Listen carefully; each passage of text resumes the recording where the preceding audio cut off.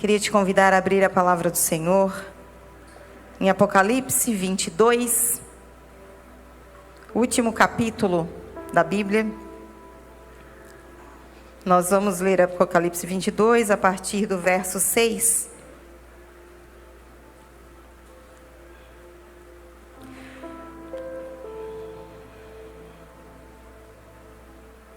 Nós vamos ler do 6 até o verso 20, então é um pouquinho extensa, preste bastante atenção. Disse-me ainda: estas palavras são fiéis e verdadeiras. O Senhor, o Deus dos espíritos dos profetas, enviou o seu anjo para mostrar aos seus servos as coisas que em breve devem acontecer. Eis que venho sem demora. Bem-aventurado aquele que guarda as palavras da profecia deste livro. Eu, João, sou quem ouviu e viu estas coisas. E quando as ouviu e vi, prostrei-me ante os pés do anjo que me mostrou essas coisas para adorá-lo. Então ele me disse: vê, não faças isso.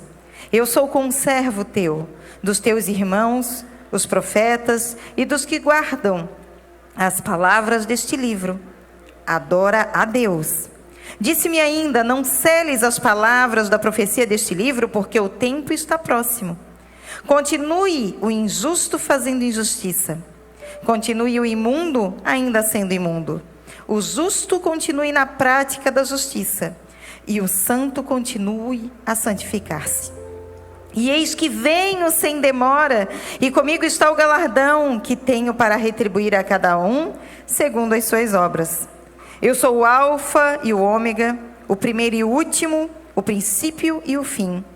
Bem-aventurados aqueles que lavam as suas vestiduras no sangue do Cordeiro, para que lhes assista o direito à árvore da vida e entrem na cidade pelas portas.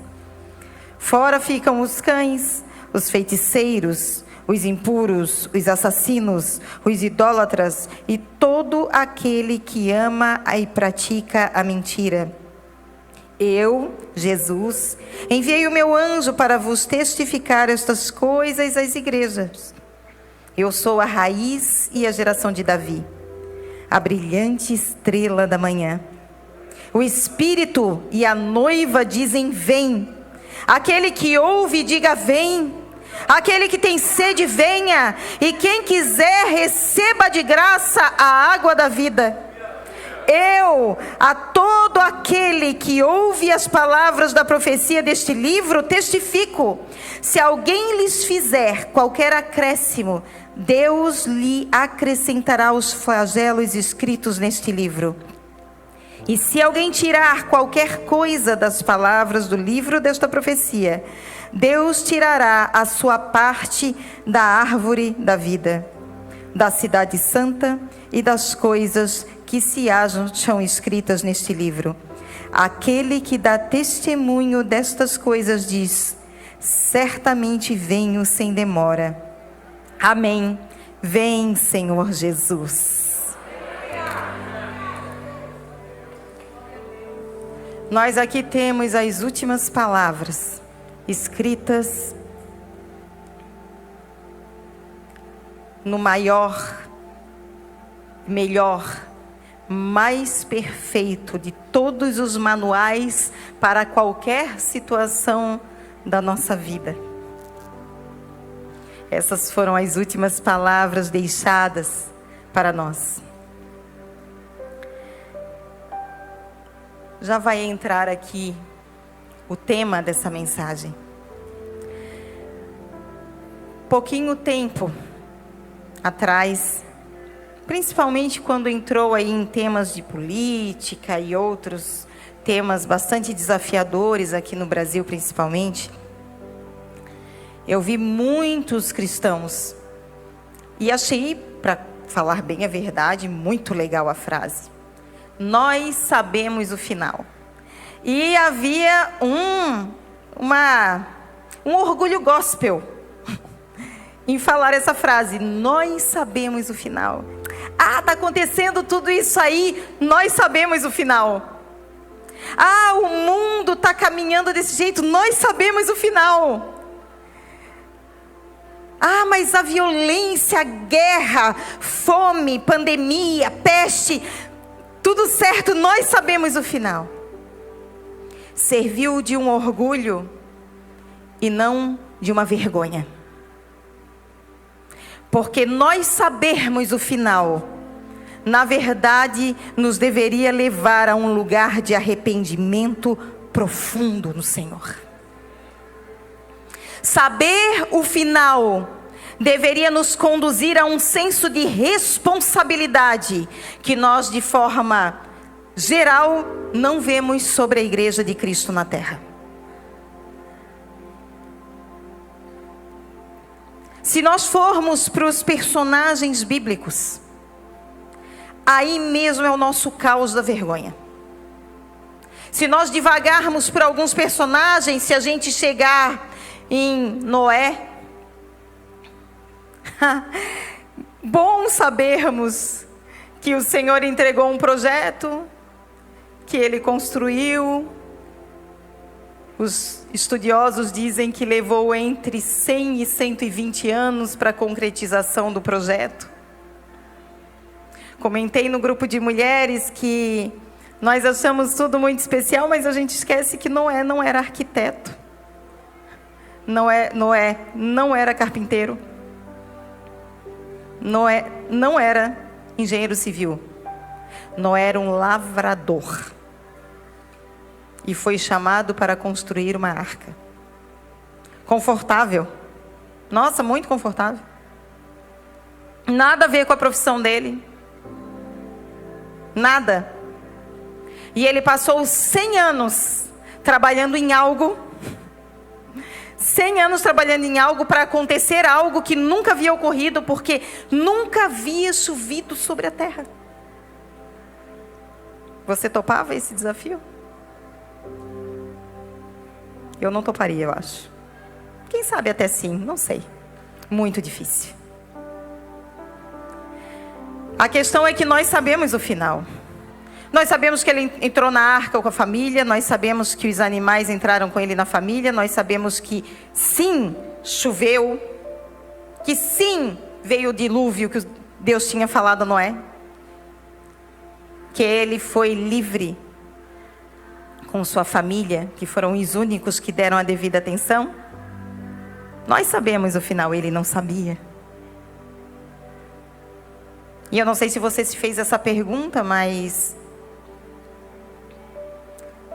por que Deus pediu para um lavrador fazer uma arca? Porque não era sobre a construção da arca, era sobre o pós-dilúvio. Deus precisava de um homem com o caráter e a integridade de Jó, que pudesse voltar a lavrar a terra que estaria totalmente destruída. Se nós formos para Abraão, nossa, é muito forte quando nós olhamos a história de Abraão. O Senhor pede o filho e nós vibramos. Uau, que homem! Que coisa linda, que experiência fantástica! A palavra diz que ele saiu em 3 dias de caminhada. E nesses 3 dias de caminhada, num dado momento ele olhou e ele viu o monte. E ele subiu. Nós sabemos que o Senhor aprovisionou o cordeiro para substituir Isaac. Abraão não sabia. Nós conhecemos o final da história. Abraão não conhecia. E a palavra diz que ele subiu. E que na hora ele levantou o cutelo, preparou tudo, amarrou o filho. Na hora ele levantou o cutelo e quando ele ia imolar o seu filho, bradou a voz do Senhor no céu e disse assim: Abraão, para. Inclusive eu costumo dizer: será que as vozes de murmuração na nossa mente, quando o Senhor nos desafia em meio a processos, nos deixam ouvir a voz dele dizendo para? Ou nós temos sacrificado nossos Isaques dia após dia, porque nós só reclamamos? Porque se Abraão tivesse ficado num estado de desespero, de total falta de fé e esperança, será que ele não teria ensurdecido para a voz do Senhor? Será que não seria isso que aconteceria comigo e com você?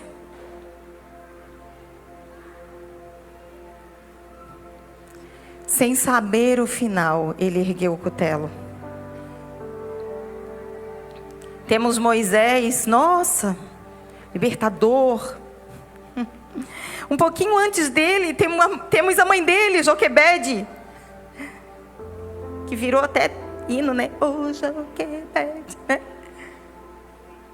Legal, muito legal, né, mulheres? Fantástico. Mas ela pegou o seu filho amado, colocou num cesto betumado e colocou num rio, e ela não sabia o final. Ela não sabia o destino que aquele cesto pegaria. Inclusive dizem estudiosos que pelo correr normal do rio, ele era para ter ido para o outro lado. E o Senhor o conduziu contrário à correnteza. Mas Joquebede não sabia o final. Ela não sabia que seria chamada para ela mesma ir para o palácio e amamentar o próprio filho. Ela não sabia. Eu e você sabemos disso. Aí vimos para Moisés. Ai, que coisa linda, cresceu o menino do cestinho. Fantástico, que homem. Vai libertar o povo. Praga, vai lá, Moisés. Praga, vai lá, volta, praga, e vai. E o pior não era isso. Era ouvir o próprio Deus dizendo assim, ó: vai lá, mas não vai rolar, porque eu vou endurecer o coração de Faraó. Vai, irmão, vai. Pega, Deus fala contigo uma palavra e diz assim, ó: pode ir lá comprar o carro. Mas eu vou endurecer o coração do teu patrão e ele não vai te pagar esse mês. Bora comprar o carro? Vamos nada, irmãos. Não vamos, não. Quem sabe tenha um ou dois aí que iria. Moisés foi. E você pode perguntar assim, mas que história estranha é essa, pastora? Eu nunca entendi esse negócio de Deus vai lá, endurece o coração de Faraó. Na retirada do povo hebreu do Egito, o Senhor precisava fazer duas coisas. Ele precisava executar juízo para o Egito e justiça para o povo hebreu. O endurecimento do coração de Faraó, ele serviu nada mais, nada menos para provar a glória do Senhor sobre aquele povo. E era por isso que ele precisava fazer dessa forma. E ele foi, praga, 10 pragas. No final, o grande desafio vai passar o anjo da morte. O pastor pregou uma palavra fantástica semana passada, falando sobre isso. Pega o cordeiro, traz para dentro de casa, fica dentro de casa com a família, pega aquele aconchego. E depois de final da semana, imola aquele cordeiro, pega o sangue, passa no umbral. E está tudo certo? Não. Come do cordeiro. O sangue protegeria do anjo da morte, mas o comer o cordeiro daria força para um povo escravo para poder passar pelos que eles passariam. O problema é que a gente quer escolher. Às vezes a gente só quer o sangue. Às vezes a gente só quer comer o cordeiro.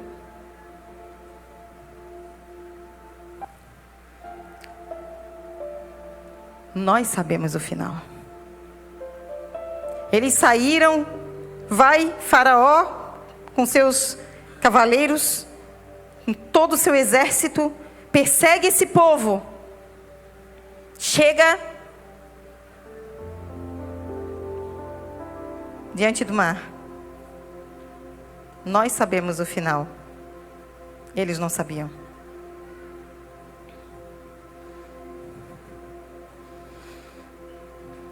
Vamos para mais uma mulher. Temos Ana. Ah, Ana sofreu tanto. Penina judiou tanto dela porque ela não tinha filhos. E Ana queria tanto ter um filho. E ano após ano, a maioria de vocês conhece essa história. Ana ia, e todo aquele dilema. Ela queria ter um filho e não tinha, até que um dia ela percebeu que algo, como diria hoje em dia, algo de errado não está certo. Quando ela olhou aquele ambiente que ano após ano ela foi vendo, creio eu, a Bíblia não fala, creio eu só, apenas, que talvez ela tenha olhado e tenha visto que a família sacerdotal estava em declínio. Ela provavelmente começou a perceber que coisas não estavam no seu devido lugar na hora dos sacrifícios. E ela chega diante do altar do Senhor. E aí ela entende. Eu estou pedindo um filho. E Deus está precisando de um sacerdote, de um profeta. Já sei, é isso que eu preciso pedir. Ela pede. E ela diz para o Senhor que se Ele der um filho para ela, ela vai entregá-lo ao serviço do Senhor. Aleluia, porque nós sabemos o final, ela não sabia. Diz a Bíblia que ele foi levado no desmame. Há vários estudos, mas alguns apontam que a criança talvez estivesse por 4, 5 anos de idade. Você pegaria o seu filho com 4, 5 anos de idade, traria aqui na porta e diria assim, está aqui para o serviço do Senhor? Talvez você até tivesse essa coragem se você soubesse o final. Se o Senhor te desse uma revelação dele, um homem extraordinário na presença do Senhor, com uma família linda. Mesmo assim, neste mundo de infantolatria, onde os filhos estão mandando nas famílias, ao invés dos pais mandarem dentro de casa, são filhos que mandam, é muito provável que você não traria. Deixa crescer.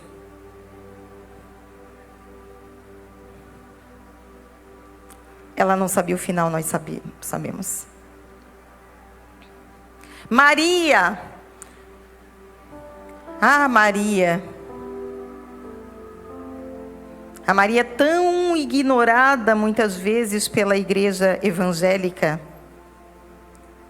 Digamos que nós fomos do 8 ao 80. Enquanto por muitos anos a igreja evangélica ignorou Maria, vem o catolicismo e idolatra Maria. Errado 1 e errado 2. Maria teve o seu lugar. Maria teve o seu lugar, que é o lugar que ela está na Bíblia. Mãe, menina, uma adolescente de provavelmente em volta de 17 anos, escolhida para ser a mãe do nosso Senhor e Salvador Jesus Cristo. Em nenhum momento a Bíblia diz que ela é para ser adorada e idolatrada. Nem para fazer oração para ela, nem nada disso. Isso aí é mentira de Satanás. O único mediador entre Deus e os homens é o nosso Senhor e Salvador Jesus Cristo. Ele é o único que nós podemos nos ajoelhar diante da presença dele para adorá-lo. Pode dar o nome que for. Se você se ajoelha perante uma imagem, você está praticando idolatria. E, como irmãos um pouco mais antigos aqui sabem, irmãos, eu já preguei aqui com a Bíblia Católica. E provei na Bíblia Católica e houve várias conversões de católicos, porque entenderam que só não fazem o certo porque não leem a sua própria Bíblia, não é nem a nossa. Porque é uma condenação total. Se nós tivermos algum querido visitante católico, pegue a sua Bíblia essa semana e leia o livro da sabedoria. É um dos livros não canônicos que tem na sua Bíblia. Não tem na Bíblia evangélica. E você vai ler o que diz a respeito da idolatria e você vai entender o que eu estou falando. Mas voltando ao assunto Maria, 17 anos aproximadamente, talvez 15, talvez 16, enfim, com tudo pronto para o seu casamento, prometida em casamento, tudo certo. Se fosse hoje em dia, talvez uma menina com enxoval, né? O nosso filho acabou de casar, então se a gente tomar por base a Isa, né?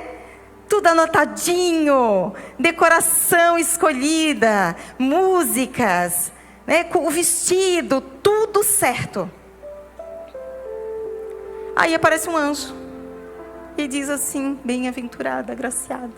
Eu acho muito interessante essa passagem, porque fala que ela se admirou pelo que o anjo falou. A palavra não diz que ela ficou admirada em ter aparecido o anjo.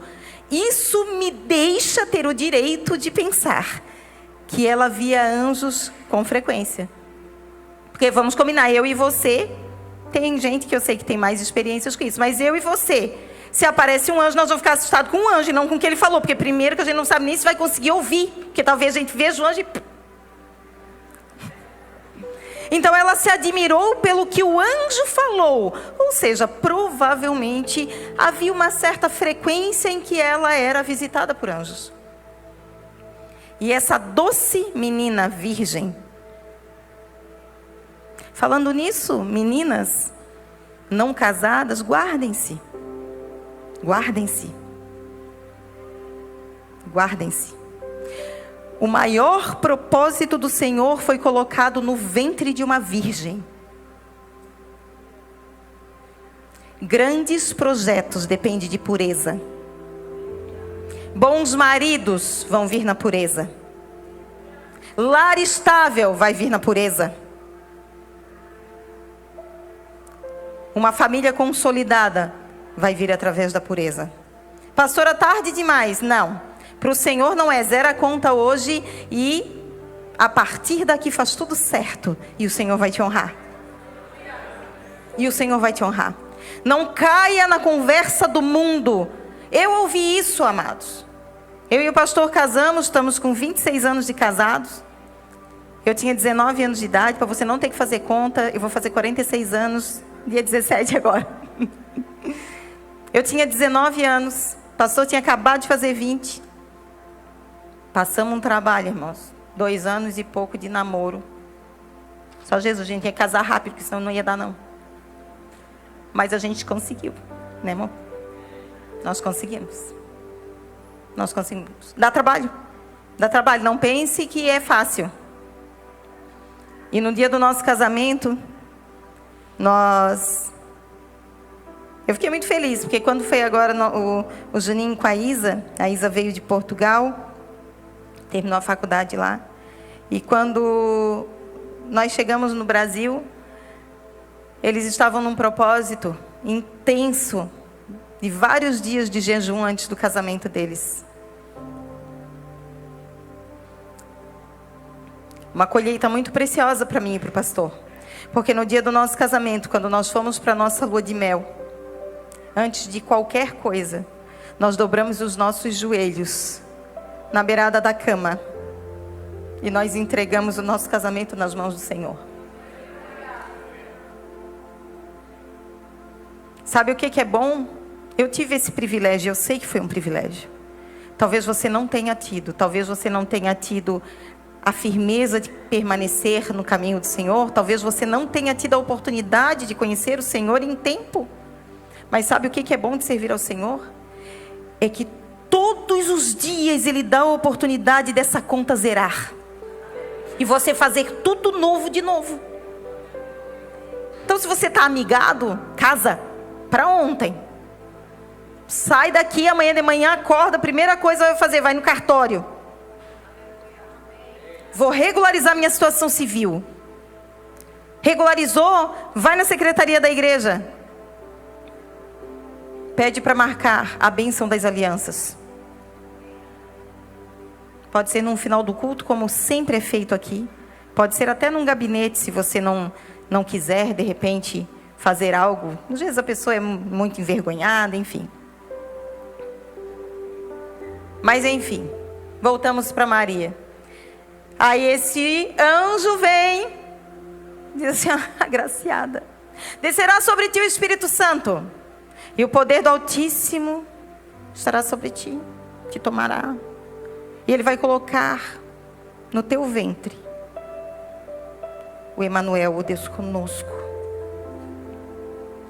Ah, bonito, nós sabemos o final. Quantos casos tinha do Espírito Santo ter engravidado alguém, botado um bebê dentro da barriga de alguém, né? Até naquela época lá. E depois disso também não teve. Só que está escrito aqui. Está escrito aqui. Nós sabemos o final. Ela aceita o desafio se hoje, com toda essa sociedade podre que nós estamos vivendo, a gravidez de uma adolescente, ela ainda causa um desconforto familiar, um desconforto social, um desconforto para os amigos próximos. Vocês e eu não podemos imaginar o que era isso naquele tempo. Não havia sentido algum, não havia como recuperar uma situação dessa. Mas ela aceitou, ela viveu essa experiência. E mais, talvez, sei lá, nem sei se dá para dizer que mais fantástico ainda, José, depois de ter recebido a revelação de que realmente era algo da parte do Senhor, ele também entra nesse grande projeto.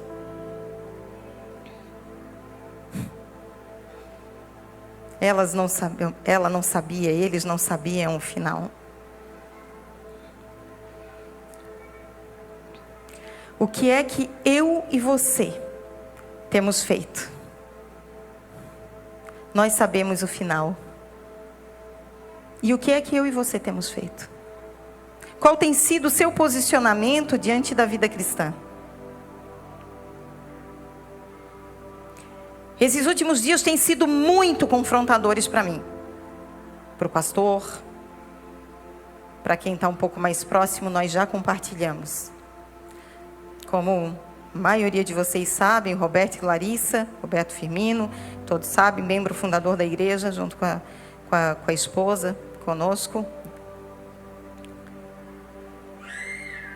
Foi para um país onde, para você entender um pouco, eu acho que é muito saudável que a igreja nesse momento entenda.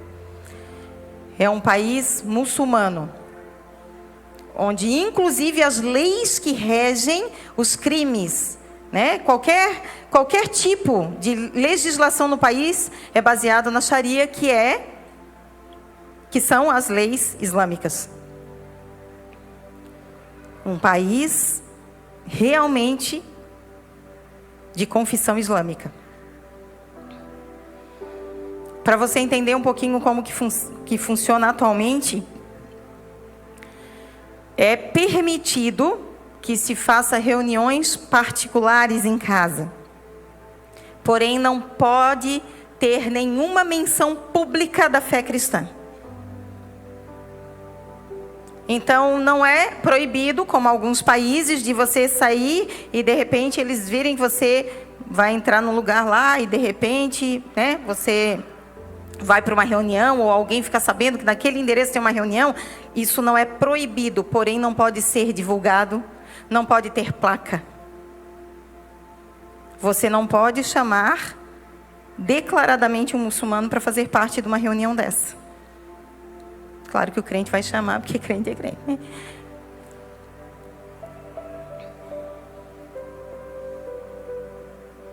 Eles mandaram uma foto. Alguém, que eles não sabem quem é, alugou uma casa, e essa casa fica 24 horas aberta, para que os cristãos possam ir lá para orar, para se reunir, para chorar, para cantar.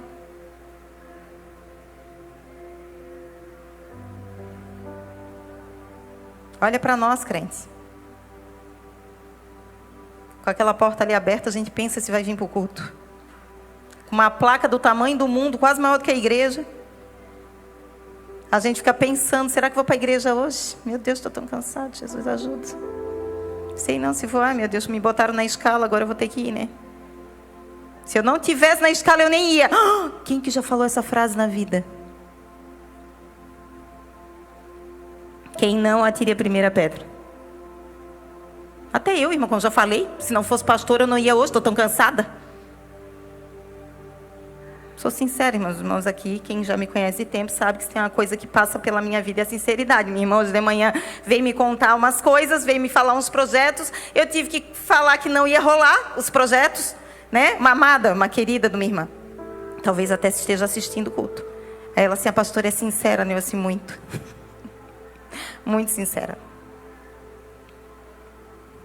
Mas nós só pensamos isso e permitimos que esse tipo de pensamento passe na nossa cabeça porque, na verdade, nós não entendemos o quão privilegiado nós somos. De estarmos aqui, de poder chamar um amigo do trabalho, de poder chamar o rapaz do Uber.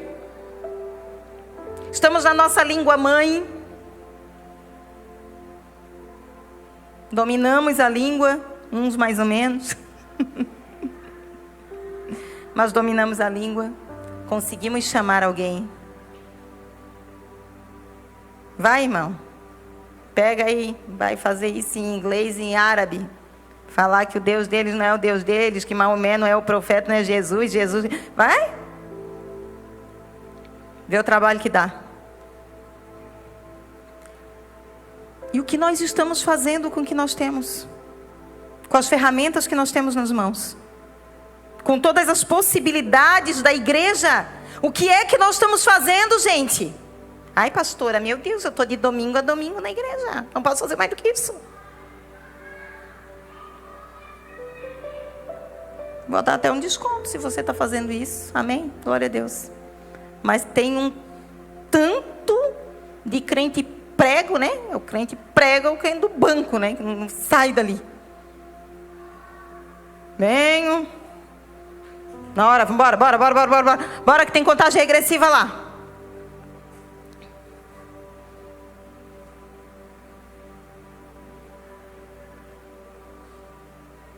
Começo da igreja eu dizia, irmão, vocês estão assistindo a contagem regressiva? Se vocês não estão vendo a contagem regressiva, você já está chegando atrasado no culto.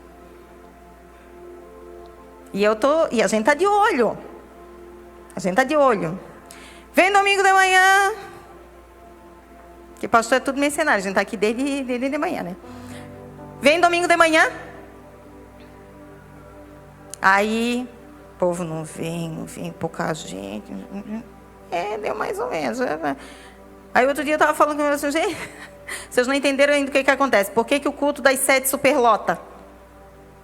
Porque você acorda de manhã, já vou olhar na cara de vocês, quem já fez isso. Você diz, eu vou na igreja amanhã de manhã, vou de manhã, acordou. Você, ai, meu Deus, não aguento. Ai, não aguento. Ai, que sono, vamos dar 5. Aí você foi almoçar na casa do parente, né? Aí tinha o aniversário do filho do parente, que também é parente. Aí é um bolinho de tarde. O parente diz, não, mas você fica para o almoço, aí o almoço já atrasa, porque afinal de contas é domingo, ninguém almoça meio-dia no domingo. Aí, depois tem um bolinho, você come o bolinho. E depois você vai pegar o carro. E você fica assim, ó. Meu Deus, eu precisava ir em casa tomar um banho, trocar essa roupa. Eu estou cansado, precisava lavar o rosto, escovar o dente. Será que eu vou em casa? Vou em casa. E por pouco que aquela pessoa que vinha no culto de manhã, não chega atrasado no culto das 7.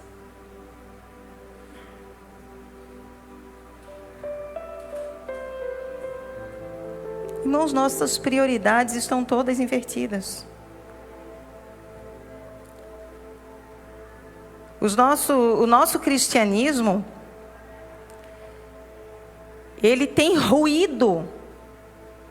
Ele tem se desfacelado, ele tem se desmanchado. Porque as nossas estruturas, as nossas bases estão muito fracas. Nós baseamos o nosso cristianismo nas nossas necessidades e elas viraram o fundamento. Adivinha o que acontece? Quando as nossas necessidades são sanadas, o primeiro castelo aí por terra é o do cristianismo. Porque, na verdade, a gente só estava nele porque o que nos trouxe como base foi uma necessidade. Se a necessidade foi suprida, eu não preciso mais do que foi construído em cima dela. Nós precisamos consolidar realmente o que nós queremos do cristianismo. O que nós queremos da verdade do cristianismo. O nosso pessoal lá de Manchester, junto com o pastor Max, a pastora Mari, né, que estão nos cobrindo lá na Inglaterra, eles fizeram um passeio essa semana. Eles foram para a Escócia. Aí o Gabriel, nosso filho mais velho, ele mandou uma fotinha assim, da entrada de uma livrariazinha, assim, uma portinha, até devia ter passado para a comunicação para mostrar. Falando que é uma livraria cristã. Uma portinha lá no centro de Edimburgo. Eles entraram. Quando eles entraram, eles estavam o quê? 1, 2, 4, 6, 8, umas 10, contando com criança, umas 10 pessoas. Quando eles entraram, Gabriel disse que o proprietário falou assim: nossa, vocês são interessados, né? Porque viram que eles mexeram nos livros e tal. Aí ele disse: vocês conhecem o Leonardo Ravenhill? Aí o Gabriel assim: conhecemos. E ele ficou muito admirado. Você vai pesquisar quem é o Leonardo Ravenhill. Leia os livros dele, você vai entender.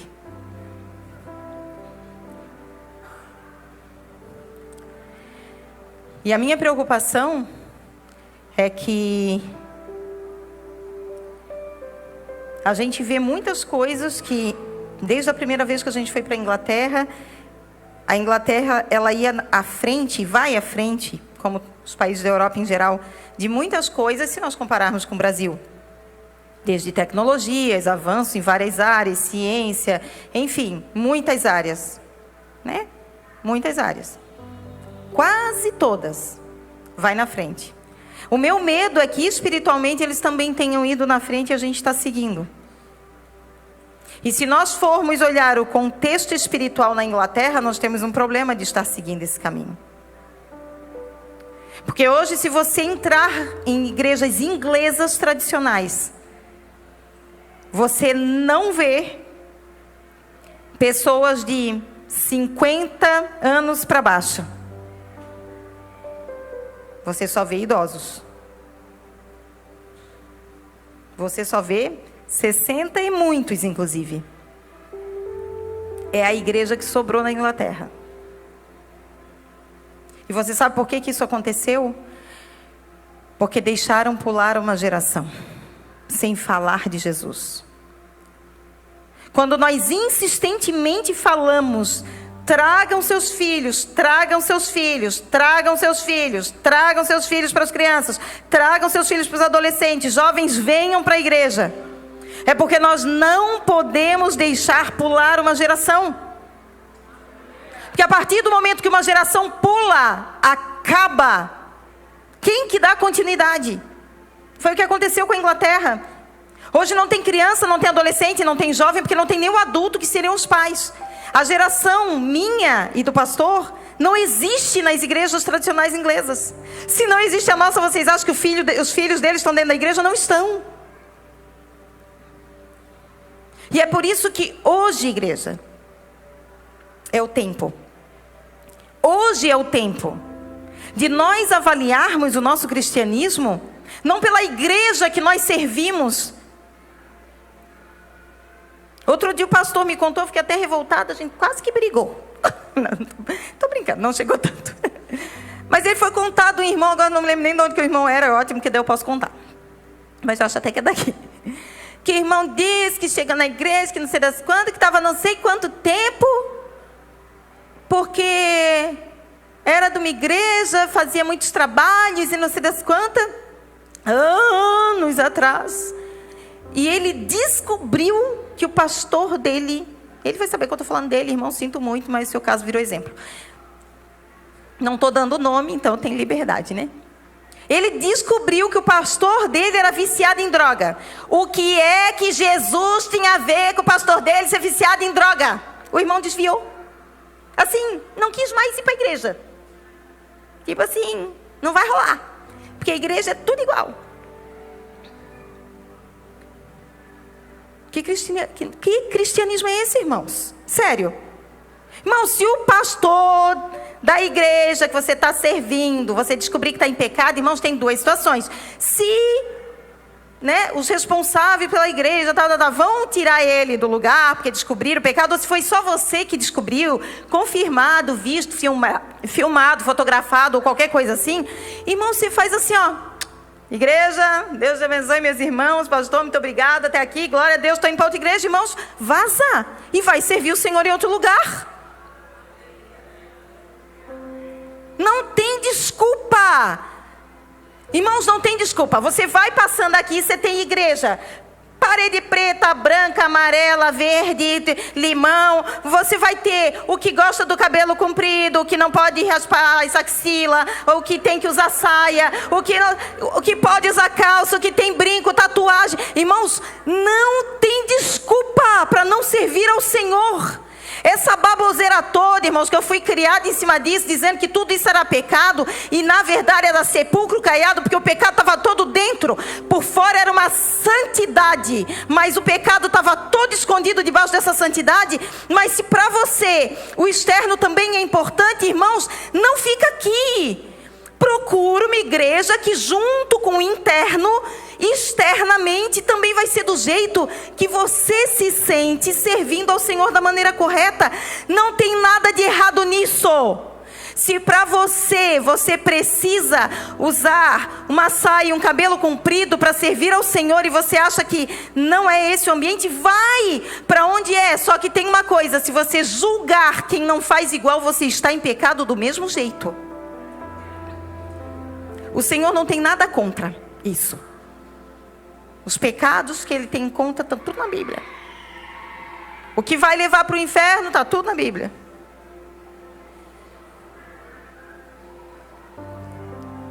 Nós temos que ter o nosso cristianismo embasado de uma forma íntima e pessoal com o nosso Senhor e Salvador Jesus Cristo. É isso. Ah, tá, então tá bom, pastor, então eu fico em casa. A palavra diz que não pode, irmãos. Diz que deixar de congregar não rola, né? A palavra do Senhor diz isso. Mas vamos supor que nem dissesse. Como é que você quer dizer que você é assim, ó, querido, amável, santo, imaculado, se você não consegue ficar num ambiente de pessoas bem diferentes de você? Bom, aqui é pedra molando pedra. A gente entra ali, já não gostei da cara do irmão que olhou para mim, o outro que passou que não cumprimentou, o outro que nananã, aquela ali eu achei que ela olhou com uma cara de não sei as quantas com desdém para mim. Acho que reparou na roupa que eu tava, eu acho que... É aí que o nosso caráter é aprimorado. É aí que as nossas bases vão sendo realmente edificadas em lugar certo. Porque chega um momento, mas também não é para você ficar com aquele ódio gospel não, irmão. Dizer assim, eu vou servir ao Senhor e nem quero saber de ninguém. Errado. Você vai ter que aprender a lidar com o irmão que é diferente de você. Olha que legal. Porque o irmão que é diferente de você, ele é diferente com objetivos que o Senhor tem. Porque aquele que vai evangelizar de repente dentro de uma universidade, talvez nem seja o mesmo que vai evangelizar lá em Dois Riachos. Talvez você consiga abraçar um aluno de doutorado de uma universidade, não tem nada de errado nisso, mas talvez você não consiga abraçar uma criança arranhenta, suja, não sei quantos dias sem tomar banho. Aí você olha às vezes para o seu irmão e diz assim, cheio das coisas, né? Bom, ele vai entrar em lugares que você não entra.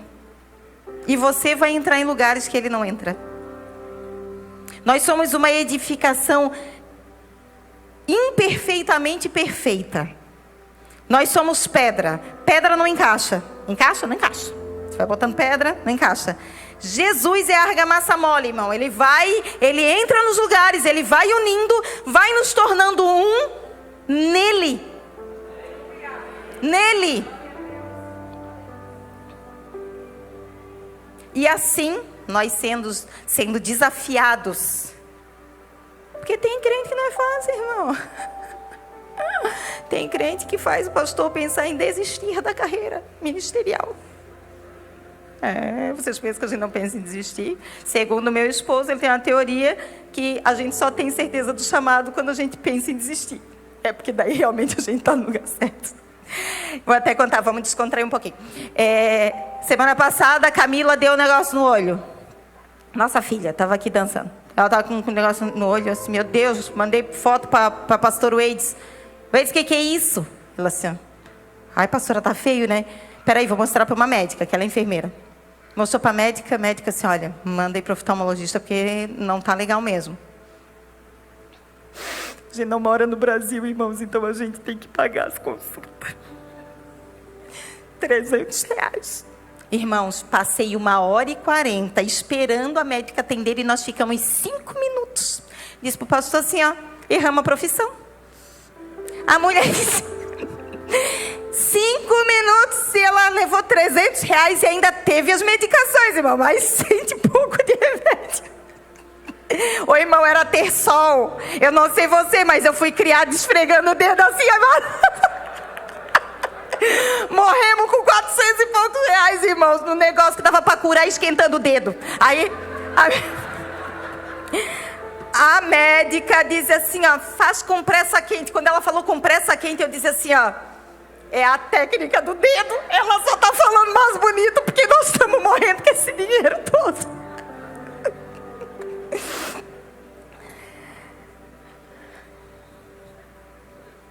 Amados, precisamos urgentemente tomar novos posicionamentos. Você precisa saber o porquê é que você vem para a igreja. De preferência, saber por que você vem para essa igreja. Igreja é uma, né? A igreja do Senhor. Mas, obviamente, a gente se reúne em denominações, até para que a gente possa se organizar administrativamente. Você precisa saber por que você está aqui. Por que é nesse lugar que você vem cultuar? Por que é nessa igreja? Por que você escolheu? Aqui é legal porque você não pode nem ter escolhido muito por causa do pastor. Porque tem uma rotatividade, né? Porque é uma igreja missionária. Então, você chega, você nunca sabe quem está pregando, quem está... né? Tudo novidade. Você está aqui por quê? E desde que você veio para cá, o que mudou na sua vida?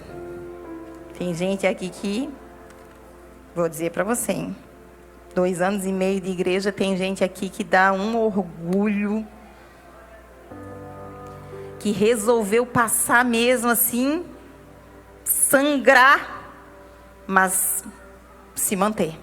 E eu não estou falando de se manter firme na Maná Church, eu estou te falando de se manter firme no Senhor. Que, amado, pensa, eu sei que tem igreja, quase que a maioria, que quer que o povo fica tudo aqui, irmão. Porque pastor gosta das pessoas assim juntinho, né? Tudo juntinho. Em inglês, assim, em inglês a gente diria assim, tudo together, assim, together, né? Gosta de tudo juntinho. Muita gente, cultos cheios. Pastor gosta, né? A gente se esforça para isso. Mas pensa que a gente dá glória a Deus e aleluia quando aquele crente que está no pasto errado não quer ser pastoreado por aquele pastor. Pensa o quanto que incomoda.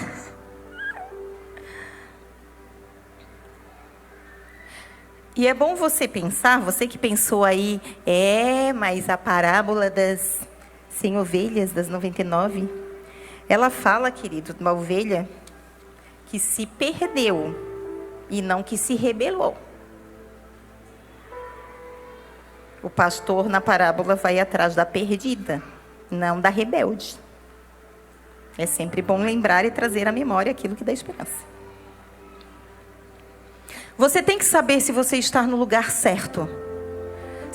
Depois que você disser assim, realmente eu estou. Realmente eu estou no lugar certo. Olha, o Senhor confirmou, cada dia minha vida tem mudado, tal. Ok, a partir daí, o que mais? Quer ver uma mentira de Satanás? Dizer assim, ó, olha, a partir do momento que você entrega a sua vida a Jesus. Acabou, era só isso, irmãos, é o primeiro passo. É o primeiro passo. Você entregou sua vida para Jesus, depois disso, você vai começar a levar os seus pecados para a cruz, suas enfermidades para a cruz. Quer ver como é assim que funciona? O dia que você entregou sua vida para Jesus, tirando raríssimas exceções, que talvez até tenha alguma aqui na igreja. Você usava óculos e acredito, você veio, entregou a vida para Jesus e você continuou usando óculos. Você tinha um problema de coluna, você veio, entregou a sua vida para Jesus e provavelmente você continuou com o seu problema de coluna. Você, de repente, era manco de uma perna. Você entregou a sua vida para Jesus e continuou manco. Com raríssimas exceções, que às vezes acontece um milagre na hora da conversão. A gente sabe que existe esse tipo de testemunho, mas é isso que acontece. Agora, quando a gente fala de pecado, irmãos, aí não, ficou tudo aqui. Entreguei, irmãos, zero a conta. Não, irmãos. Você veio e você acessou a salvação.